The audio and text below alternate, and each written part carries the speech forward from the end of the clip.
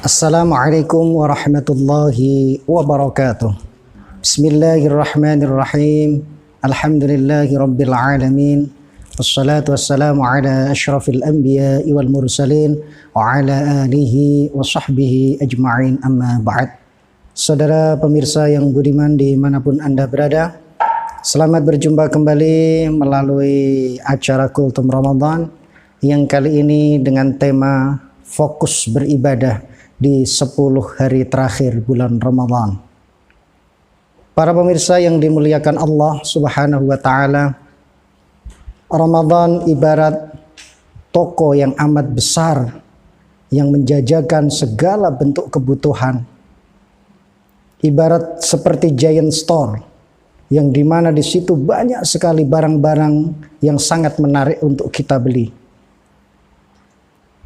Namun terkadang kita yang masuk ke toko tersebut, kita yang masuk ke mall tersebut, tidak langsung dengan cepat membeli, akan tetapi masih mengundur-ngundur. Oh, lihat-lihat dulu. Setelah lihat-lihat dulu, bandingkan harga dulu antara satu toko dengan toko yang lain.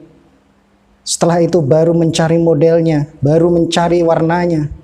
Dan kadang-kadang kita tidak sadar, tiba-tiba hampir saja toko atau giant store tersebut sudah mendekati waktu tutup. Begitu juga dengan kondisi kita dalam berRamadan. Kadang-kadang kita tidak sadar dan tidak terasa. Tiba-tiba Ramadan sudah hampir selesai. Tiba-tiba Ramadan sudah mau hengkang dari kita. Tiba-tiba Ramadan sudah mau tutup.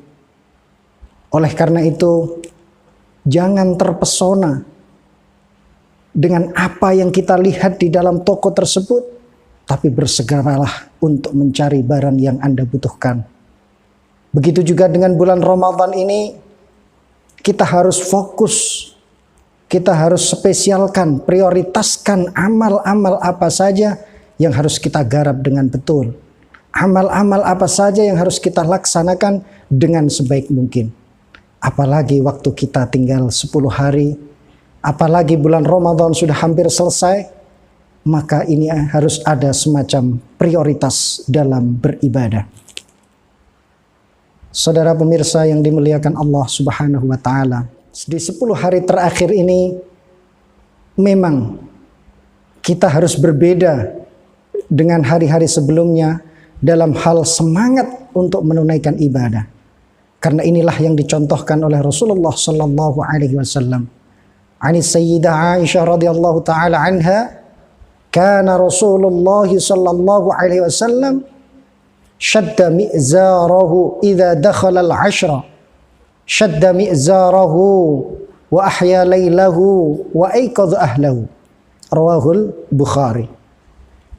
Diriwayatkan dari Sayyidah Aisyah bahwa Rasulullah sallallahu alaihi wasallam ketika datang 10 hari terakhir, beliau bersiap-siap dengan siaga. Syadda mi'zarahu, ini menunjukkan kesungguhan beliau.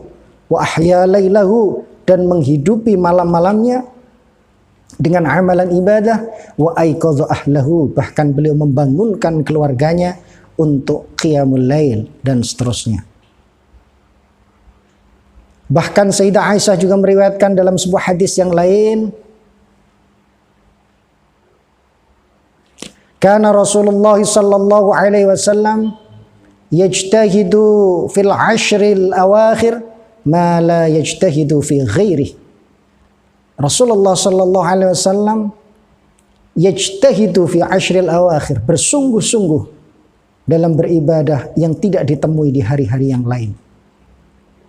Ini subhanallah, kami mengajak kepada para hadirin, para pendengar, para pemirsa yang dimuliakan Allah, yang tinggal sebentar lagi ini mari kita manfaatkan dengan sungguh-sungguh, dengan prioritas-prioritas ibadah yang menjadi target kita. Tentu nomor 1 prioritas ibadah adalah puasa, yang menjadi inti daripada ibadah di bulan Ramadan, karena hukumnya adalah wajib.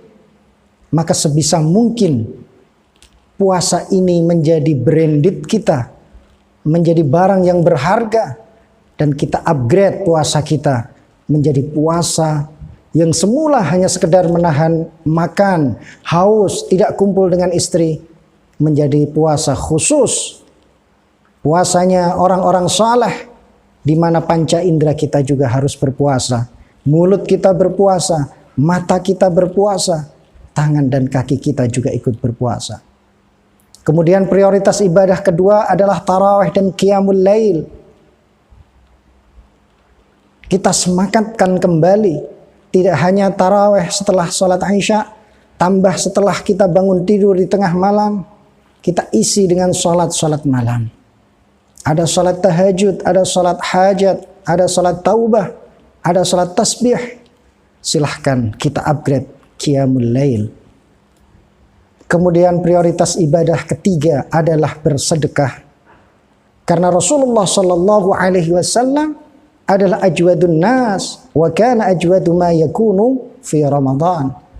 Rasulullah Shallallahu Alaihi Wasallam adalah orang yang paling dermawan, orang yang paling pemurah, dan sifat pemurahnya tampak sekali di bulan Ramadan. Para pemirsa yang dimuliakan Allah Subhanahu wa taala, kemudian prioritas ibadah yang berikutnya adalah tilawatil Quran. Karena bulan Ramadan adalah syahrul Quran, bulan di mana diturunkannya Al-Quran kepada umat manusia. Bulan di mana diturunkan Al-Quran dan Rasulullah Sallallahu Alaihi Wasallam selalu bertadarus dengan malaikat Jibril di bulan Ramadan. Kemudian prioritas yang berikutnya adalah i'tikaf jika memang bisa dilakukan. Saudara para pemirsa yang dimuliakan oleh Allah Subhanahu wa taala, paling tidak di 10 hari terakhir ini kita memetakan ibadah-ibadah yang akan menjadi prioritas kita. Dan insya Allah masing-masing akan kita kaji satu persatu tentang ibadah yang menjadi prioritas di 10 hari terakhir ini. Karena apa? Karena di 10 hari terakhir ada satu malam yang sangat mulia. Inna anzalnahu fi lailatul qadr wa ma adraka ma lailatul qadr.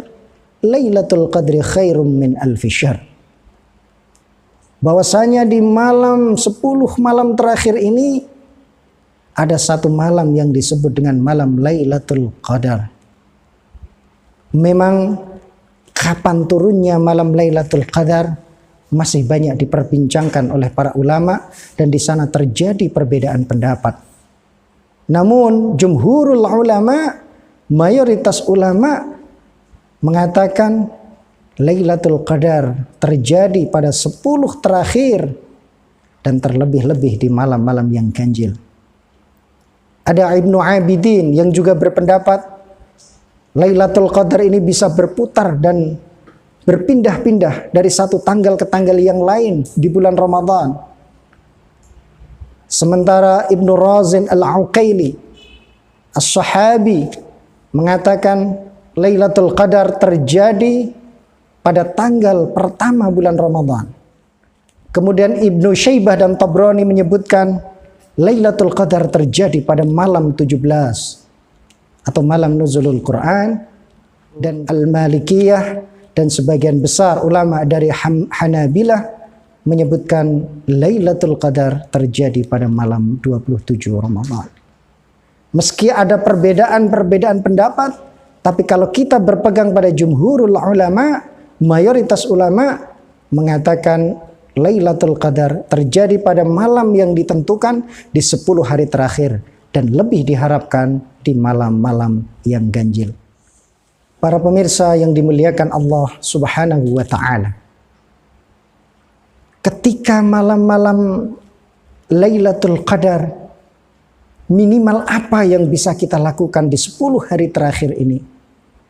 Dalam kitab Dzikrayat wa Munasabat Sayyidil Walid fil Ilm Abu Yasin Muhammad Alawi Al-Maliki menyebutkan sebuah hadis yang diriwayatkan oleh Imam Bukhari dan Muslim yang kesahihannya tidak perlu diragukan lagi.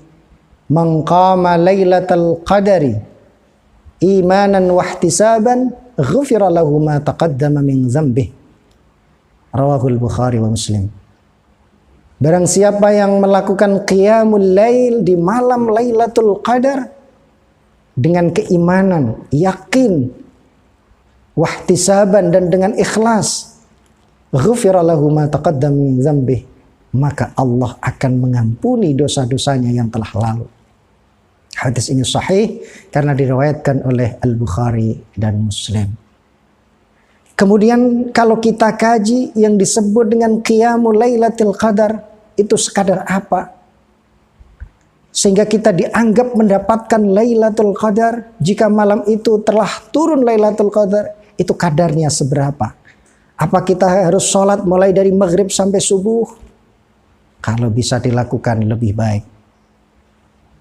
Tapi ada minimal yang harus kita lakukan, sebagaimana dikatakan oleh Afdalut Tabi'in Sa'id bin al-Musayyib yang mengatakan, man syahidal isya'a lailatul qadari ya'ni fi jama'atin akhadha bihadhihi minha.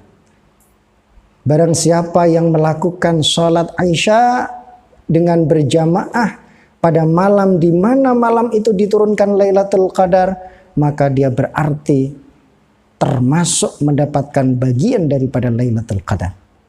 Sementara Imam Syafi'i menyebutkan, man syahidal isya'a wa subha Lailatul Qadar fa innahu faqad akhadha bihadhihi minha. Barang siapa yang salat Isya berjamaah dan salat subuh berjamaah pada malam Lailatul Qadar, berarti dia telah mendapatkan bagian daripada Lailatul Qadar.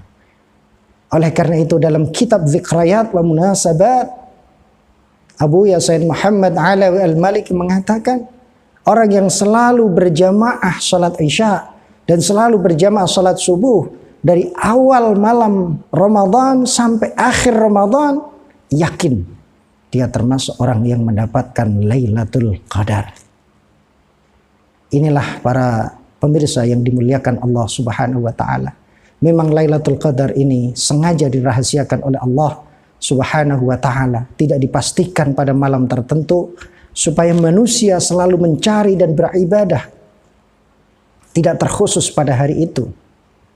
Oleh karena itu, apa yang dikatakan oleh Abu Yazid Muhammad sangatlah benar.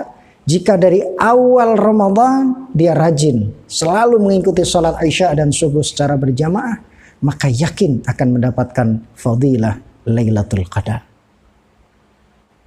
Para pemirsa yang dimuliakan Allah Subhanahu wa taala, dan ketika Lailatul Qadar itu turun, di antara kita yang alhamdulillah melaksanakan ibadah, melakukan kebaikan, qiyamul lail, maka dia berhak untuk mendapatkan fadilah Lailatul Qadar yang berarti mendapatkan pahala 1000 bulan. Baik kita tahu Lailatul Qadar turun atau tidak, maka kalau pas malam itu turun Lailatul Qadar, kita tetap mendapatkan pahala Lailatul Qadar. Karena menurut Imam At-Tabrani dan Ibnul Arabi tidak disyaratkan orang yang mendapatkan Lailatul Qadar harus tahu kalau dirinya sedang mendapatkan Lailatul Qadar.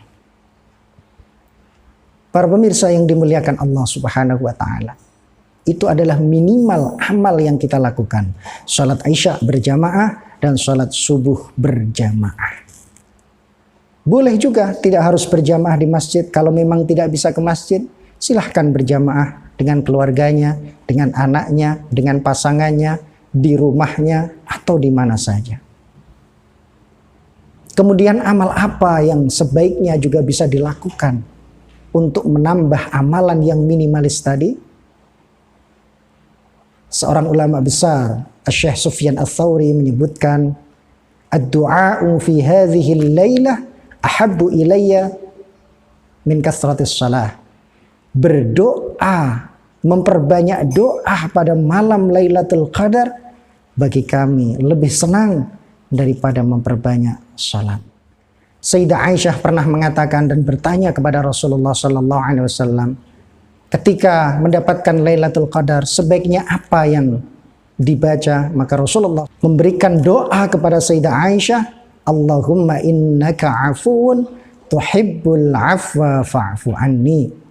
Allahumma ya Allah, Engkau adalah zat yang maha pengampun, yang mencintai ampunan, maka ampuni dosa-dosaku. Hadis ini sahih, diriwayatkan oleh Al-Khamsah. Oleh karena itu, perbanyaklah doa di setiap malam-malam 10 hari terakhir. Siapa tahu doa kita pas bertepatan dengan Lailatul Qadar. Akan tetapi kalau kita merujuk apa yang dilakukan oleh Rasulullah Sallallahu Alaihi Wasallam, ketika malam-malam 10 hari terakhir, Nabi melakukan salat. Nabi juga membaca Al-Quran.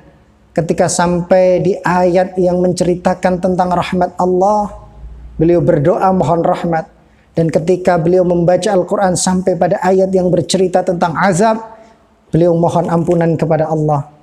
Walhasil intinya, di malam-malam 10 hari terakhir ini, di mana kita menjaring Lailatul Qadar, kita isi dengan salat, kita isi dengan tilawah, kita isi dengan doa, dan kita isi dengan tafakkur yang menyebabkan keimanan kita bertambah kepada Allah Subhanahu wa Ta'ala. Mudah-mudahan kita termasuk orang-orang yang mendapatkan fadilah Lailatul Qadar yang bernilai pahala 1000 bulan. Amin. Allahumma amin. Mudah-mudahan ada berkah dan manfaatnya. Mohon dimaafkan kurang dan lebihnya. Wallahul muwaffiq ila aqwamit thoriq. Wassalamualaikum warahmatullahi wabarakatuh.